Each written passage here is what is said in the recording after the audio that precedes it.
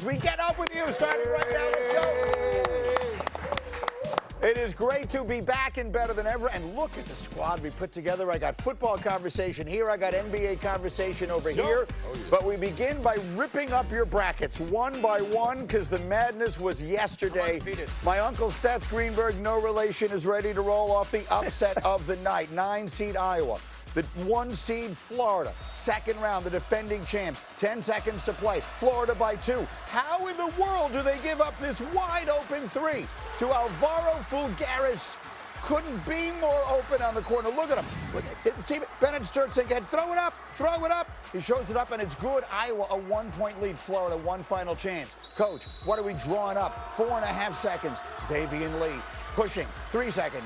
2 seconds. What are we doing? Oh, and that's how it ends.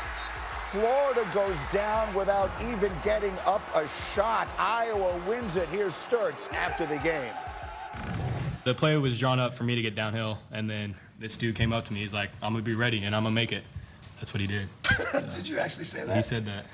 I said that. You're a crazy man. I did. And he made it. That was me. Obviously, on the last play, we wanted to take a foul to prevent them from getting off a 3, and they got away from us. We weren't able to take it, and they knocked it down, so credit to them for that. And just a tough way to go out. It was indeed a tough way for the title defense to come to an end. I got Fortenbaugh here. I got my uncle Seth Greenberg, no relation, standing by. Talk to me about that last play, and particularly the way the defending champs defended it, Seth. I was shocked. You don't need a guy on the ball. You need a guy that should be on the ball behind the play. And if you're going to deny Bennett Sturtz the ball, make him come back to the basketball to get it. Instead, once he caught the ball, advantage, disadvantage. The game is over. Draw a second defender. There's only 2 back. You're playing 3-on-2. Folgueiras knocks down that 3. Watch, on the left-hand side of the screen. They were 3-on-2 on the backside because they let him catch it on the run. Hey, when you're in grade school, they say stay between the ball and the basket. They didn't stay between the ball and the basket, so they had to help up off the ball side corner. Bam, they knocked down the 3. I was shocked they had a man on the ball, and I was shocked they didn't force him back to catch the ball. That's the key point there I want everyone to focus on, the man on the ball. There weren't 2 seconds left like on the legendary Christian Laettner play. With the amount of time they had remaining, Seth, is what you're saying. That's why you don't have a man on the ball there. You don't need a man on the ball. What you need to do is force the ball in front. So, like, you know, Condon could have played in front of Sturtz, and Boogie Flank could have played behind him, and then all of a sudden the whole play's in front of you. But as soon as the ball was inbounded, Iowa had the advantage. Then you can't leave the ball side corner. You leave the ball side corner because a 2-pointer gets you to overtime. A 3-pointer gets you beat. You leave the ball side corner. Folgueiras knocks down that 3, big-time 3. He was fortunate to be in the game, though, Grady, because there was a little altercation earlier in the game. Well, let's show that here because it's getting a lot of attention on social media after the game. Folgueiras, who is the hero, was involved in a scrap during the course of the game, and here it is, and you're going to see him. You describe this for yourself. Down he goes there again. They're fighting over the ball, and he sort of almost looks like he's throwing a punch. It doesn't actually result in a punch, and there is no ejection there. We saw a lot of preventative, if you will, officiating over the course of the weekend, trying not to let things escalate. Gene Steratore was very big on that, does a very good job, I think, with those explanations. What did you think? Did you think that warranted an ejection, Seth? No, I didn't. Look, first of all, think about this. You get a rebound, you swing your elbows. If you don't hit anyone, is it a flagrant one? No, it's not a flagrant one because you didn't hit anyone. All right, it's a scrum. I don't know why, guys, when they get a held ball, everyone wants the ball at the end. Wow, give me the ball. It's a held ball. Whoever the arrow is pointing to, they're going to get the ball anyway. So, I mean, look, did he come down a little bit hard? I don't think it was a punch, and I think the officials did the right job. In that type of game, play on, man. Play on. Teams are playing hard. I agree with you. In fact, a lot of the stuff that happened this weekend, I think in an NCAA tournament game, you have to err anytime you can on the side of letting the kids play, on not throwing guys out, on not calling technicals, and all the rest of that. That's just one person's opinion. It sets up a matchup we were not expecting to my betting expert over here, Mr. Fortenbaugh. We got an all Big Ten matchup of Iowa and Nebraska in the next round. What does it look like to you? Should be a low-scoring game. We want to take the points with Iowa. They should continue to look good like they have so far in this dance. They're plus 2.5 in the matchup. We want the points. They've met twice already this season. The game in Iowa, Iowa won. The game in Nebraska went OT. Iowa came up just short. Better free throw shooting team, better rebounding team, which was shocking how they out-rebounded Florida, one of the best rebounding teams in the country. Most importantly here, Nebraska is very three-point dependent. Top 15 in the country in three-point shots per game. If they're hitting, you're dead. If they're missing, you're live. Keep in mind they're shooting 40% 3-points through the first 2 games of the 20. That's going to fall off at some point here. They've got the Big Ten has 6 teams in the Sweet 16, the most of any conference. Meantime, that was the game of the night. The game of the afternoon, no question, was St. John's and Kansas. Here's the madness and your wake-up call, courtesy of Westwood One.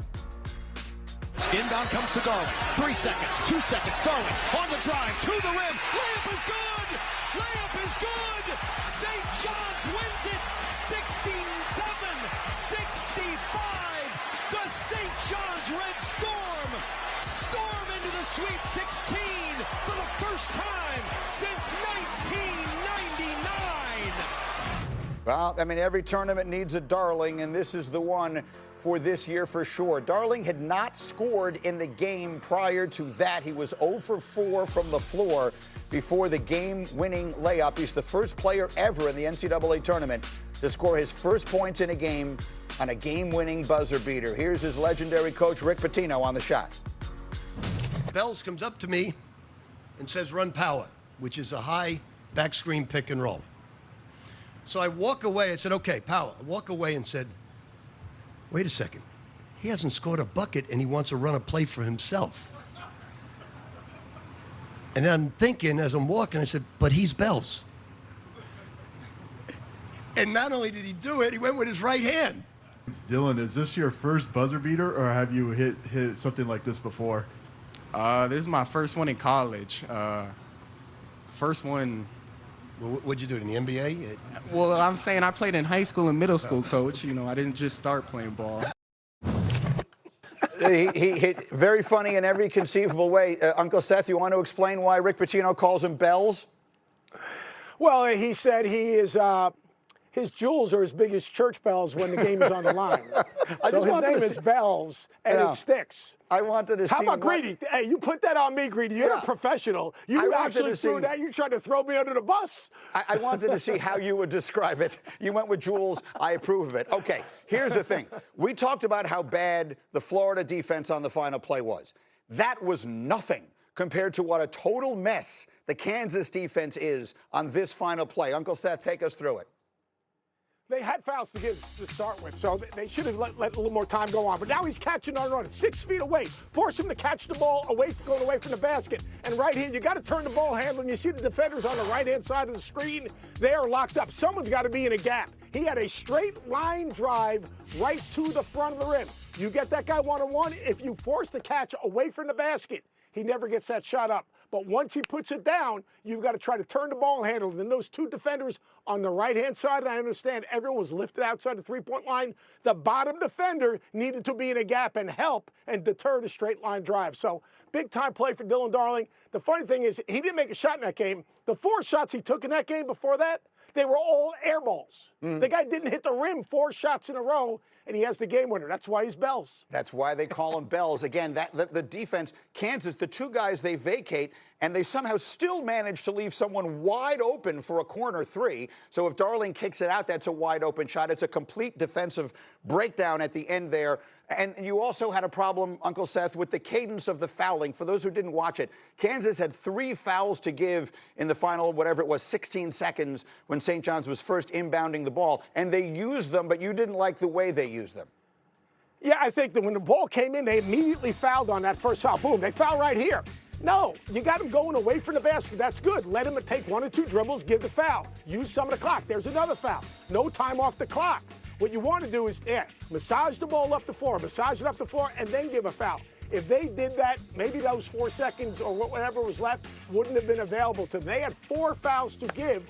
Massage the clock, turn the ball handler so that you limit your exposure on the back end when you run out of fouls to give. And look, it's such a fine line between winning and losing. And, you know, 1 simple play, 1 second means so much.